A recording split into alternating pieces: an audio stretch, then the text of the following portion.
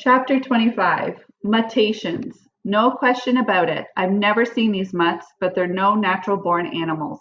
They resemble huge wolves, but what wolf lands and then balances easily on its hind legs?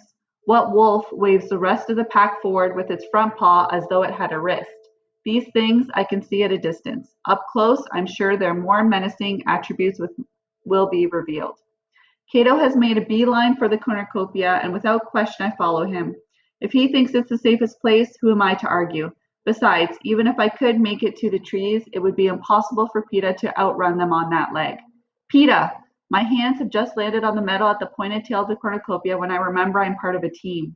He's about 15 yards behind me, hobbling as fast as he can, but the mutts are closing in on him fast. I send an arrow into the pack and one goes down, but there are plenty to take its place. PETA's waving me up the horn. Go, Katniss, go! He's right. I can't protect either of us on the ground. I start climbing, scaling the cornucopia on my hands and feet. The pure gold surface has been designed to resemble the woven horn that we fill at harvest, so there are little ridges and seams to get a decent hold on. But after a day in the arena sun, the metal feels hot enough to blister my hands. Cato lies on his side at the very top of the horn, 20 feet above the ground, gasping to catch his breath as he gags over the edge. Now's my chance to finish him off. I stop midway up the horn and load another arrow, but just as I'm about to let it fly, I hear PETA cry out.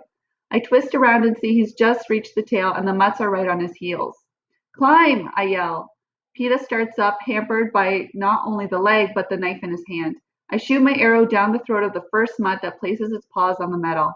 As it dies, the creature lashes out, inadvertently opening gashes on a few of its companions.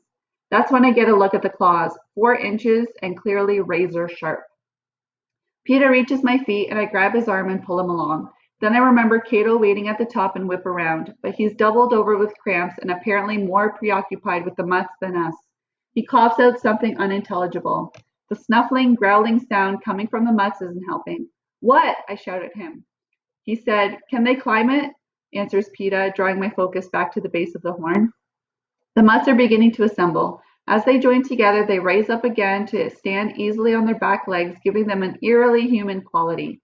Each has a thick coat, some with fur that is straight and sleek, others curly, and the colors vary from jet black to what I can only describe as blonde.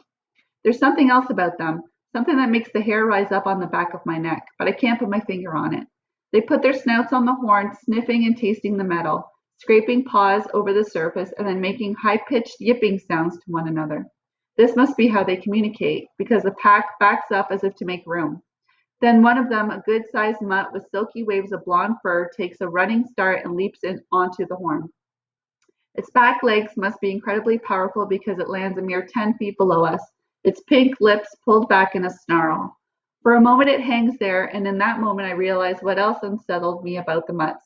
The green eyes glowering at me are unlike any dog or wolf, any canine I've ever seen. They are unmistakably human. And that revelation is barely registered when I notice the collar with the number 1 inlaid with jewels, and the whole horrible thing hits me. The blonde hair, the green eyes, the number, its glimmer. A shriek escapes my lips, and I'm having trouble holding the arrow in place. I have been waiting to fire, only too aware of my dwindling supply of arrows, waiting to see if the creatures can, in fact, climb. But now, even though the mud has begun to slide backward, unable to find any purchase on the metal, even though I can hear the slow screeching of the claws like nails on a blackboard, I fire into its throat. Its body twitches and flops onto the ground with a thud. Katniss, I could feel PETA's grip on my arm. It's her, I get out. Who? Asks PETA. My head snaps from side to side as I examine the pack, taking in the various sizes and colors. The small one with the red coat and amber eyes, Foxface. And there, the ashen hair and hazel eyes of the boy from District 9, who died as we struggled for the backpack. And worst of all, the smallest mutt with dark glossy fur, huge brown eyes, and a collar that reads 11 in woven straw, teeth barred in hatred, Rue. What is it, Katniss? PETA shakes my shoulder. It's them. It's all of them. The others. Rue and Foxface and all of the other tributes, I choke out. I hear PETA's gasp of recognition. What did they do to them? You don't think those could be their real eyes?